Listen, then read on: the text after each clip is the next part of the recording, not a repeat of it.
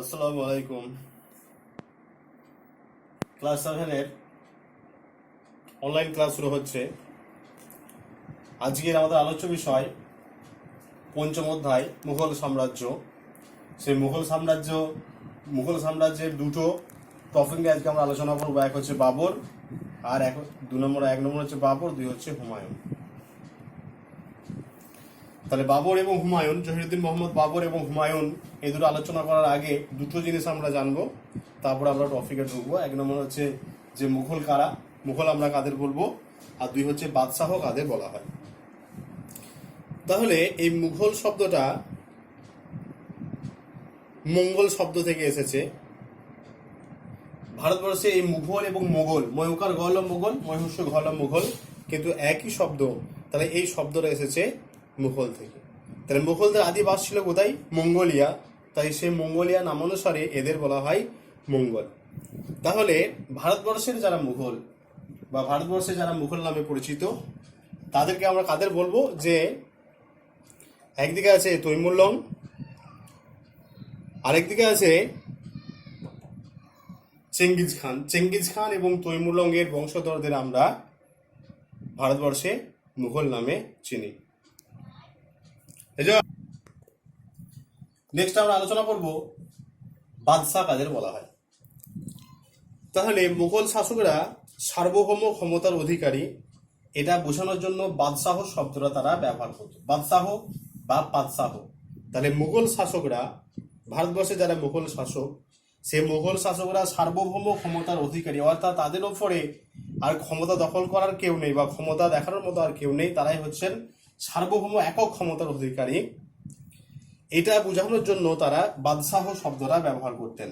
তারা মনে করতেন যে তাদের শাসন করার ক্ষমতা অন্য কারো অনুমোদনের উপর নির্ভর করে না, অর্থাৎ তারা ভারতবর্ষে যে শাসন করছে, এই শাসন করার যে অনুমোদন, এই অনুমোদন অন্য কারোর উপর নির্ভর করে না, অর্থাৎ তারাই ভারতবর্ষের সার্বভৌম ক্ষমতা। তাহলে এই কারণে তারা মুঘল শাসকরা বাদশাহ এই শব্দটা ব্যবহার করতেন। এরপর আমরা জহিরুদ্দিন মোহাম্মদ বাবর বা এই মুঘল সাম্রাজ্যের প্রতিষ্ঠাতা জহিরুদ্দিন মোহাম্মদ বাবর, সে সম্পর্কে আমরা আলোচনা করব। এরপর আমরা বাবর সম্পর্কে আলোচনা করছি। তাহলে বাবরের নাম জহিরুদ্দিন মোহাম্মদ বাবর। বাবরের পুরো নাম হচ্ছে জহিরুদ্দিন মোহাম্মদ বাবর। জন্ম 1469 খ্রিস্টাব্দ। কোথায় জন্মগ্রহণ করেছিলেন? মধ্য এশিয়ার ফারগানা নামক জায়গায় এই জহিরুদ্দিন মোহাম্মদ বাবর জন্মগ্রহণ করেছিলেন 1469 খ্রিস্টাব্দে। বাবার নাম ওমর শেখ মির্জা, মায়ের নাম কুদলুক নিগার খানম। এরপর আমরা আলোচনা করব যে ভারতবর্ষের মুঘল যুগের প্রতিষ্ঠাতা জহিরুদ্দিন মোহাম্মদ বাবর কিভাবে তিনি ভারতবর্ষে মুঘল সাম্রাজ্য প্রতিষ্ঠা করলেন, জীবনে কটা যুদ্ধ করেছিলেন, এবং এই যে যুদ্ধগুলো তিনি করেছিলেন সেই যুদ্ধে জয়লাভের কি কারণ, সেগুলো নিয়ে আমরা আলোচনা করব। জহিরুদ্দিন মোহাম্মদ বাবর ভারতবর্ষের মুঘল যুগের প্রতিষ্ঠাতা। তাহলে জহিরুদ্দিন মোহাম্মদ বাবর 1526 খ্রিস্টাব্দে ইব্রাহিম লোদিকে পানিপথের প্রথম যুদ্ধে পরাজিত করেছিলেন এবং ভারতবর্ষে মুঘল যুগের সূচনা তিনি করেছিলেন। তাহলে এই যে পানিপথের প্রথম যুদ্ধে জহিরুদ্দিন মোহাম্মদ বাবর জয়লাভ করেছেন, কি এমন কারণ ছিল যেগুলোর জন্য জহিরুদ্দিন মোহাম্মদ বাবর জয়লাভ করেছিলেন? তাহলে প্রথমে আমরা দেখব যে প্রশিক্ষণপ্রাপ্ত সৈন্যবাহিনী। জহিরুদ্দিন মোহাম্মদ বাবরের যারা সৈন্যবাহিনী ছিল, তারা সকলেই ছিল প্রশিক্ষণপ্রাপ্ত, অর্থাৎ ওয়েল ট্রেনার। তাদেরকে ভালো করে প্রশিক্ষণ দিয়ে সেনাবাহিনীতে নিযুক্ত করা হয়েছিল। অন্যদিকে ইব্রাহিম লোদি যারা সৈন্যবাহিনী ছিল, তাদের মধ্যে কোনো প্রশিক্ষণ ছিল না, অর্থাৎ তারা নিজেদের মতো করে যুদ্ধ করত। তাই আমরা দেখব যে প্রথম পানিপথের যুদ্ধে বাবর জয়লাভ করলেন। 1 নম্বর পয়েন্ট। 2 নম্বর পয়েন্ট হচ্ছে যে উন্নত রণকৌশল। জহিরুদ্দিন মোহাম্মদ বাবরের যারা সৈন্যবাহিনী, তারা যে সমস্ত অস্ত্রশস্ত্র ব্যবহার করত, সেগুলো ছিল উন্নত, অর্থাৎ এই পানিপথের প্রথম যুদ্ধেই কিন্তু বাবর ভারতবর্ষে কামানের ব্যবহার করেছিলেন, এটা আমরা জানি। তাহলে কামান, বন্দুক, এই সমস্ত অস্ত্রশস্ত্র এই পানিপথের প্রথম যুদ্ধে ব্যবহার হচ্ছে। অন্যদিকে ইব্রাহিম লোদি যারা সৈন্যবাহিনী, তারাই কিন্তু কি ব্যবহার করছে? সেই পুরনো দিনের টাঙ্গি বল্লম তীর ধনুক, অর্থাৎ টাঙ্গি বল্লম তীর ধনুক এগুলো নিয়ে ইব্রাহিম লোদি সৈন্যবাহিনী যুদ্ধ করেছিল বাবরের সৈন্যবাহিনীর সঙ্গে। স্বাভাবিকভাবেই কিন্তু বাবরের সৈন্যবাহিনী জয়লাভ করেছিল। 3 নম্বর, রুমি ও তুলঘুমা পদ্ধতির ব্যবহার। তাহলে ভারতবর্ষে এই রুমি এবং তুলঘুমা পদ্ধতি, এই দুটো পদ্ধতির ব্যবহার করেছিলেন বাবরের সৈন্যবাহিনীরা। রুমি পদ্ধতিটা কি? রুমি পদ্ধতি হচ্ছে যে শত্রুপক্ষের মোকাবেলা করার জন্য, শত্রুপক্ষের আক্রমণ মোকাবেলা করার জন্য বালির বস্তা বা ওই গরুর গাড়ি দিয়ে তারা কি করেছিল? পরিখা নির্মাণ করেছিল এবং পরিখার আড়াল থেকে তারা যুদ্ধ করেছিল। তাহলে এইভাবে যুদ্ধ করলে কি হবে? না, শত্রুপক্ষের আক্রমণ থেকে সহজেই মোকাবেলা করা যাবে। এই পদ্ধতিতে ব্যবহার করেছিলেন কে? না, জহিরুদ্দিন মোহাম্মদ বাবরের সৈন্যবাহিনীরা। আর একটা হচ্ছে তুলঘুমা পদ্ধতি। এই তুলঘুমা পদ্ধতি হচ্ছে যে একটা গাড়ি, সেই গাড়ির সামনে এরকম ব্লেড লাগানো ছিল এবং এই ব্লেডটা কি হতো? এই ব্লেডটা ঘুরতো, শত্রুপক্ষের দিকে যাওয়ার সময় ব্লেডটা ঘুরতো এবং সেই ব্লেডের আক্রমণে শত্রুরা ছন্নছাড়া হয়ে যেত। এই পদ্ধতিটা আমরা এই পদ্ধতিটা তোমরা সকলেই দেখেছো, একটা সিনেমা আছে, সে বাহুবলী সিনেমাতে কিন্তু এই পদ্ধতিটা ব্যবহার করা হয়েছে। অর্থাৎ শত্রুপক্ষের সামনে থেকে কিন্তু একটা সামনে চাকা লাগানো ছিল, সেই চাকার ফলে, সেই চাকা লাগানোর ফলে কি হতো? শত্রুপক্ষ দিয়ে এটা যেত এবং ব্লেডটা ঘুরতো, ফলে সেই ব্লেডের আক্রমণে শত্রুরা কিন্তু সহজেই কি হতো? মারা যেত। এই পদ্ধতিটা হচ্ছে তুলঘুমা পদ্ধতি। এই পদ্ধতিটা ব্যবহার করেছিল ভারতবর্ষে জহিরুদ্দিন মোহাম্মদ বাবর।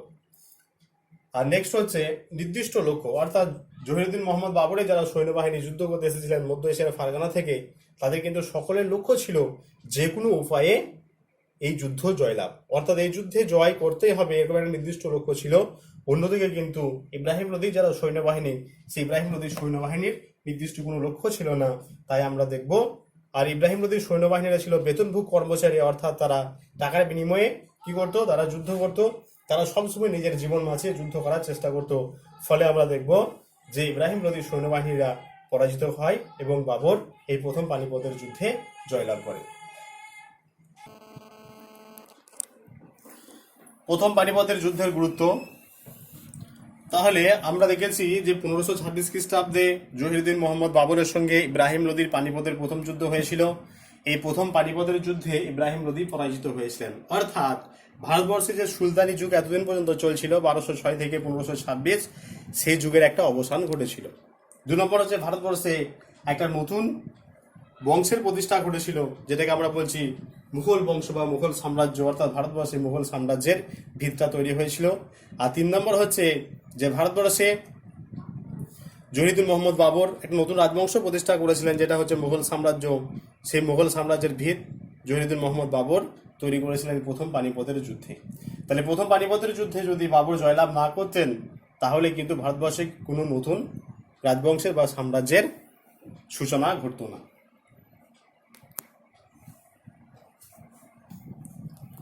এবার আমরা আলোচনা করব খানোয়ার যুদ্ধ নিয়ে। খানোয়ার যুদ্ধ ভারতবর্ষের ইতিহাসে একটা গুরুত্বপূর্ণ যুদ্ধ। তাহলে এই যুদ্ধ হয়েছিল জহিরুদ্দিন মোহাম্মদ বাবরের সঙ্গে মেবারের রানা সংগ্রাম সিং বা রানা সঙ্গের মধ্যে। তাহলে আমরা জানি যে রাজপুত জাতি হচ্ছে ভারতবর্ষের ইতিহাসে একটা দুর্ধর্ষ জাতি। তাহলে জহিরুদ্দিন মোহাম্মদ বাবর উপলব্ধি করেছিলেন যে রাজপুতদের যদি পরাজিত করতে না পারা যায়, তাহলে কিন্তু ভারতবর্ষের সাম্রাজ্য বিস্তার বেশি দিন থাকবে না, সাম্রাজ্য বেশি দিন টিকে থাকবে না। এটা তিনি প্রথমে উপলব্ধি করেছিলেন। তাহলে এই উপলব্ধি থেকে কিন্তু 1527 খ্রিস্টাব্দে কি হয়েছিল? রানা সংগ্রাম সিং বা রানা সঙ্গের সঙ্গে জহিরুদ্দিন মোহাম্মদ বাবরের খানোয়ার যুদ্ধ হয়েছিল। তাহলে খানোয়ার যুদ্ধ ভারতবর্ষের ইতিহাসে কিন্তু একটা গুরুত্বপূর্ণ যুদ্ধ। তাহলে যে প্রথম পানিপথের যুদ্ধে বাবর জয়লাভ করেছিলেন, খানোয়ার যুদ্ধে যদি তিনি জয়লাভ করতে না পারতেন, তাহলে বাবরের জয়লাভ, ভারতবর্ষের ইতিহাসে বাবরের যে জয়লাভ, সেই জয়লাভ নিষ্ফল হতো। অর্থাৎ রাজপুতদের যদি তিনি পরাজিত করতে না পারতেন, তাহলে ভারতবর্ষের ইতিহাস থেকে কিন্তু মুঘল যুগ বা মুঘল সাম্রাজ্যের অস্তিত্ব কিন্তু থাকতো না। তাহলে এই খানোয়ার যুদ্ধে জয়লাভের জন্যই কিন্তু মুঘল সাম্রাজ্যের যে ভিত, সেই ভিতটা আরো মজবুত হয়েছিল। এবার আমরা আলোচনা করব গড়গড়ার যুদ্ধ নিয়ে। তাহলে বাবরের জীবনের শেষ যুদ্ধ ছিল গড়গড়ার যুদ্ধ। তাহলে এই যুদ্ধ ইব্রাহিম লোদির ভাই মাহমুদ বা মাহমুদ লোদির নেতৃত্বে আফগান ও বাংলা শাসক নসরত শাহের সঙ্গে হয়েছিল বাবরের। তাহলে ইব্রাহিম লোদি বলেছি প্রথম পানিপথের যুদ্ধে পরাজিত করেছেন বাবর তার ভাই মাহমুদ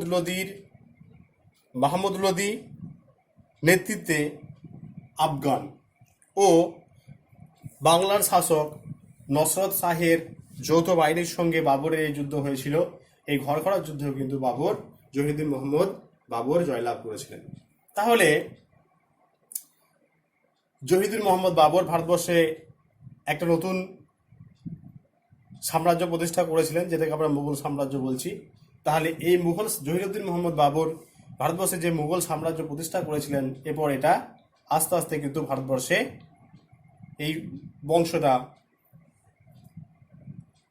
1707 পর্যন্ত এবং তার পরবর্তীকালে আরো চলেছিল 1707 পর্যন্ত আমরা ধরবো। তাহলে 1707 পর্যন্ত কিন্তু এই বংশটা ভারতবর্ষে টিকে ছিল।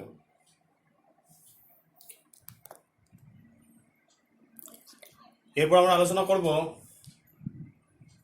হুমায়ুন নিয়ে। হুমায়ুন শব্দের অর্থ হলো সৌভাগ্যবান। হুমায়ুনের পুরো নাম নাসিরুদ্দিন মোহাম্মদ হুমায়ুন।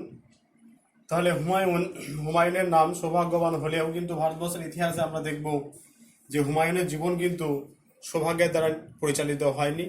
সিংহাসনে বসার পরপরই কিন্তু 1530 খ্রিস্টাব্দে যখন তিনি সিংহাসনে বসলেন, সিংহাসনে বসার পরপরই কিন্তু তার সামনে বেশ কিছু সমস্যা চলে এলো।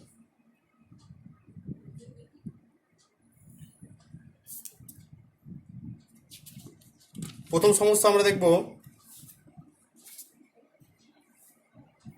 যে আফগানরা হুমায়ুনের বশ্যতা স্বীকার করেনি। তাহলে আমরা দেখেছি যে জহিরুদ্দিন মোহাম্মদ বাবরের সময়কালে ভারতবর্ষে এই আফগান শক্তি একটা সক্রিয় ভূমিকা পালন করেছিল। তাহলে তাদেরকে জোর করে ঘরখড়ার যুদ্ধে 1529 খ্রিস্টাব্দে ঘরখড়ার যুদ্ধে আফগানরা পরাজিত হয়েছিল। তাহলে আফগানরা কিন্তু পরাজিত হলেও তাদের যে শক্তি, সেই শক্তি কিন্তু পুরোপুরি শেষ হয়ে যায়নি, তাদের শক্তিরা কিছুটা থেকে গিয়েছিল। তাহলে যখনই বাবর কিন্তু মারা গেল, তখন হুমায়ুন যখন সিংহাসনে বসলেন, তখন কিন্তু এই আফগানরা আবার মাথা চাড়া দিয়ে উঠল। আর কি আর হচ্ছে যে মধ্য এশিয়া মুঘলরা যে সাম্রাজ্য প্রতিষ্ঠা করেছিল, তাহলে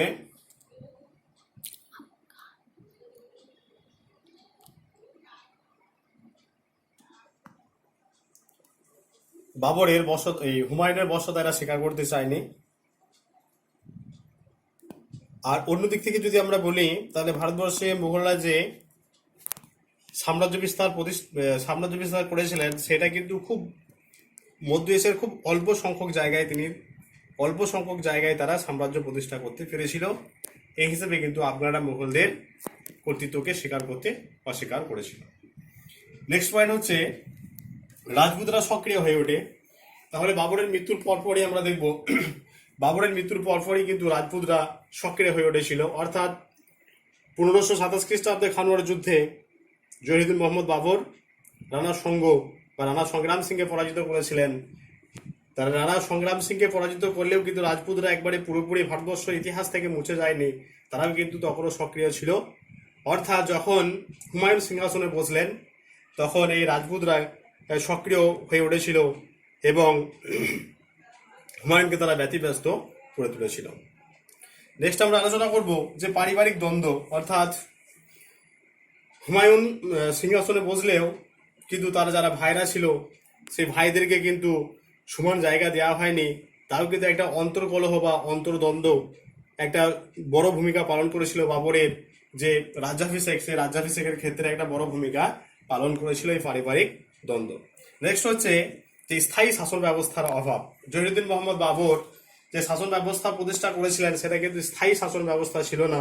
অর্থাৎ তিনি ভারতবর্ষে 4 বছর তিনি ছিলেন, 1526 থেকে 30, এই 4 বছরের শাসনকালে তিনি কিন্তু একটা স্থায়ী শাসন ব্যবস্থা প্রতিষ্ঠা করে যেতে পারেননি। তাহলে এর প্রভাব পড়েছিল কিন্তু হুমায়ুনের উপর। তাহলে হুমায়ুন যখন সিংহাসনে বসলেন, তখন কিন্তু তিনি বসার সঙ্গে সঙ্গে তিনিও কিন্তু স্থায়ী একটা শাসন ব্যবস্থা প্রতিষ্ঠা করতে পারলেন না, যার ফলে কিন্তু হুমায়ুনের যে রাজ্যাভিষেক, সেই হুমায়ুনের রাজ্যাভিষেক কিন্তু একটা চরম দুর্বিষহ দিকে এগিয়ে যেতে শুরু করলো। আর লাস্ট পয়েন্ট যেটা আমরা আলোচনা করবো সেটা হচ্ছে অপ্রতুল সৈন্যবাহিনী। আমরা দেখেছি যে জহিরুদ্দিন মোহাম্মদ বাবরের যে সাফল্য বা জয়লাভ, সেই সাফল্য বা জয়লাভ কিন্তু সৈন্যবাহিনীর উপর নির্ভরশীল ছিল। কিন্তু হুমায়ুন এদিক থেকে অনেকটাই দুর্বল ছিলেন, তিনি কিন্তু সৈন্যবাহিনীর উপর অত নজর দিতে পারেননি। তাই আমরা দেখবো যে অপ্রতুল সৈন্যবাহিনীর জন্য কিন্তু খুব তাড়াতাড়ি ভারতবর্ষের ইতিহাস থেকে বাবরের নামটা কিন্তু মুছে যায়। তাহলে রাজ্যাভিষেকের পর এই সমস্ত সমস্যা কিন্তু আমরা বাবরের জীবনে দেখতে পারি। এই সমস্যাগুলো তাহলে রাজ্যাভিষেকের পরে হুমায়ুনের জীবনে এই সমস্ত সমস্যাগুলো আমরা দেখতে পাই। এই সমস্ত সমস্যাগুলো কিন্তু হুমায়ুন সহজে কাটিয়ে উঠতে পারেননি। তাহলে হুমায়ুনের জীবনে যখন এরকম একটা টালমাটাল অবস্থা চলছে, ঠিক সেই সময় সুরবংশের একজন শাসক যার নাম শের খান, তিনি হুমায়ুনের বিরুদ্ধে দুটো যুদ্ধ করেছিলেন। একটা হচ্ছে চৌসার যুদ্ধ 1539 খ্রিস্টাব্দে, এই যুদ্ধেও কিন্তু শের খান জয়লাভ করেন। আর এটা হচ্ছে খরচ বা বিলবগ্রামের যুদ্ধ, সেটা হচ্ছে 1540 খ্রিস্টাব্দে, এই যুদ্ধেও কিন্তু শের খান জয়লাভ করেছিলেন। তাহলে কনৌজ বা বিলগ্রামের যুদ্ধে হুমায়ুন যখন পরাজিত হলেন, তখন নিজের জীবন বাঁচানোর জন্য তিনি পারস্যে চলে গিয়েছিলেন। তাহলে 1540 খ্রিস্টাব্দে কনৌজ বা বিলগ্রামের যুদ্ধে হুমায়ুন পরাজিত হচ্ছেন, এবং হুমায়ুন পরাজিত হওয়ার পর, শের খানের কাছে পরাজিত হওয়ার পরে তিনি নিজের জীবনকে বাঁচানোর জন্য, নিজের জীবনের জন্য তিনি কি করছেন, পারস্যে গিয়ে তিনি আশ্রয় নিচ্ছেন। তাহলে ভারতবর্ষের ইতিহাসে 1540 থেকে 1555 এই সময়কালটা কিন্তু ভারতবর্ষের ইতিহাসে সুরবংশের শাসন প্রতিষ্ঠিত হচ্ছে এই সময়কালে। তাহলে হুমায়ুনের জীবনে আমরা দুটো দেখছি ভারতবর্ষের ইতিহাসে। হুমায়ুনের জীবনের দুটো পার্ট ভারতবর্ষের ইতিহাসে, একটা হচ্ছে 1530 থেকে 1540 এই 10 বছর, আর দ্বিতীয় পর্যায়ে হচ্ছে 1555 থেকে 56। তাহলে এই দুটো পর্যায়ে আমরা দেখতে পাচ্ছি। তাহলে কনৌজ বা বিলগ্রামের যুদ্ধের গুরুত্ব যদি আমরা বলি, তাহলে কনৌজ বা বিলগ্রামের যুদ্ধে হুমায়ুন কিন্তু পুরোপুরিভাবে পরাজিত হয়েছিলেন শের খানের কাছে, এবং এই কনৌজ বা বিলগ্রামের যুদ্ধে পরাজয়ের পরপরই ভারতবর্ষের ইতিহাস থেকে সাময়িকভাবে মুঘলদের যে যুগ, যেটা সিলসিলাভাবে চলে আসছিল, বংশ পরম্পরায় চলে আসছিল, তার একটা কিন্তু ছেদ ঘটে যায় এই শের খানের কাছে পরাজিত হওয়ার পর। তাহলে এই হুমায়ুনের তথ্য সম্পর্কে জানার জন্য আমাদের কার উপর নির্ভর করতে হয়? গুলবদন বেগমের হুমায়ুন নামা। তাহলে গুলবদন বেগমের হুমায়ুন নামা, এই হুমায়ুন নামা থেকে আমরা হুমায়ুনের জীবন সম্পর্কে জানতে পারি। আর তুজুকি বাবরি, বাবর একটা আত্মজীবনী ছিল তুজুকি বাবরি, সেই তুজুকি বাবরি থেকে বাবরের জীবন সম্পর্কে আমরা জানতে পারি। তাহলে এই তুজুকি বাবরি সম্পর্কে একটু বলি। এই তুজুকি বাবরি বা বাবর নামা যেটাকে আমরা বাংলায় বলছি, এই তুজুকি বাবরি, এই তুজুকি বাবরিতে বাবরের শুধু জীবনের ভালো ভালো জিনিসগুলো লেখা ছিল না, অর্থাৎ তার জীবনের উত্থান পতন, ভারতবর্ষের ইতিহাস, অর্থনীতি, সমাজনীতি, রাজনীতি, সমস্ত বিষয় কিন্তু, অর্থনীতি, রাজনীতি, সমাজনীতি, প্রকৃতি, সমস্ত কিছুই এই তুজুকি বাবরিতে স্থান পেয়েছিল। তাহলে আজকে বাবর এবং হুমায়ুন নিয়ে আলোচনা করা হলো। নেক্সট ভিডিওতে আমরা এবার পরপর মুঘল যুগের শাসক নিয়ে আলোচনা করব। কারো যদি কোনো অসুবিধা থাকে অবশ্যই জানাবে। ওকে।